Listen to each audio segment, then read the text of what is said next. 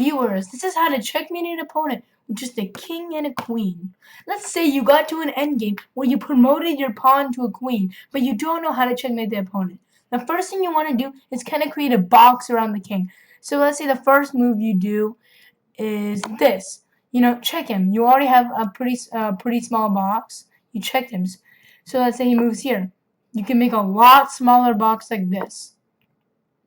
Now he has a lot less space to go to, only around 10 squares to go to. He goes here. You could shrink it again, only around 8 squares to go to. Shrink it here, only 6 squares to go to. So now you could already see that this box is getting smaller and smaller with less and less squares. But let's say, what if he goes here? You don't want to go here because that'll be a stalemate. So let's say, instead of that, you want to keep like an L shape away from him. Always an L shape, so you're always safe. So you move here instead. Now he's really trapped to only these 3 squares, so he has to move over here. Then you shrink it again. These 2 squares moves here. Now the thing is, you don't want to move here because that is a tie game. It is a stalemate. And so what you want to do here is start marching the king closer, because all I could do is move back and forth. And there are 3 checkmates in this situation. Now, let's see if you can figure it out.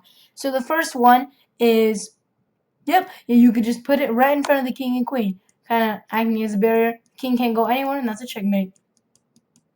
The second one is kind of a back rank mate. The king is blocking these. You can go here. Third one is here. All back rank checkmates except this one. So now you kind of know how to do it. Now let's do it with a completely random position. So right here, we got the king and the queen. So the first thing you want to do is always make the box smaller. So you move your queen over here, making the box a little bit smaller. The king moves here. Remember, always stay in L shape away. You move it like this. And let's say he moves like this, closer. He only has around 8 squares to move to. And he moves up. Bam! Now we shrunk the box a lot. He only has 5 squares to move to. Now it's just the same deal as before. He moves further away, you move closer. He moves further away, you move closer.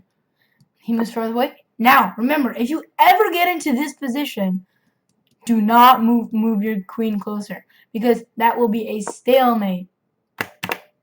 So what you want to do is start marching your king closer.